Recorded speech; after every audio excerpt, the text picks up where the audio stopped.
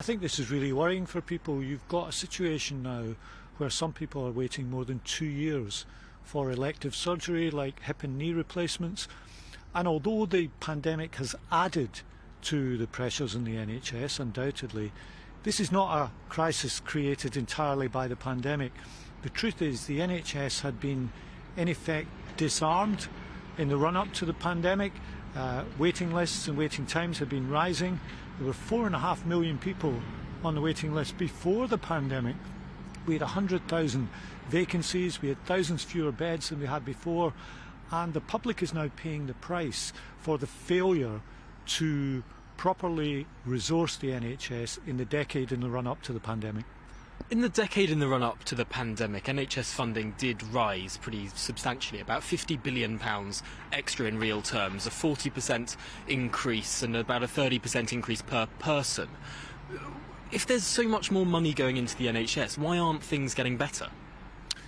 Because you've got to increase NHS funding in real terms to really make a difference, and all those figures are the inputs, but look at the outputs. NHS waiting times were rising.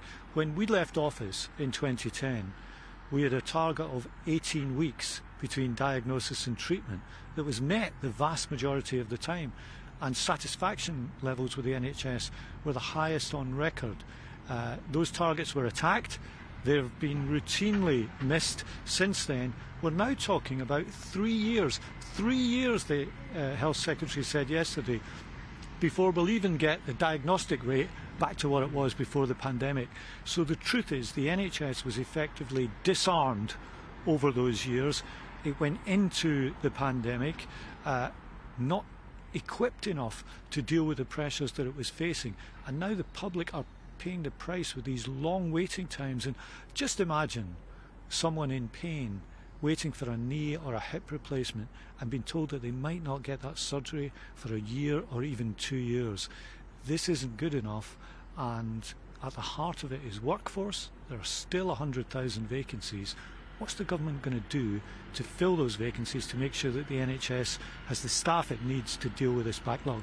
Now, of course, across the pandemic, it was estimated that around 10 million people missed appointments. We don't know how many of those will be added to the wait list, but it could be a substantial proportion. What would Labour do differently, were it to get into power tomorrow, to sort it out in a faster or a more complete way than was announced yesterday? I think the heart of it is workforce. There's 100,000 vacancies. You simply can't get these waiting lists and waiting times down unless you fill those vacancies. So that would be the top of our agenda, is to fill those vacancies and try to make sure the NHS was adequately staffed, because without the staff it's very hard to turn this around.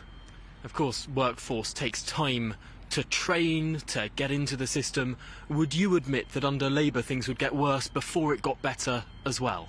No, I wouldn't say that, but things do take time to turn around. When we took office in '97, I remember back then you'd had a long period of Conservative government, same thing, long waiting times, long waiting lists. At that time I remember the Health Secretary Frank Dobson talking about turning around a supertanker, and we did turn the supertanker around, and we had to put a huge effort into it. It worked, and it's quite sad that here we are a generation on from that, looking like we're facing the same task all over again.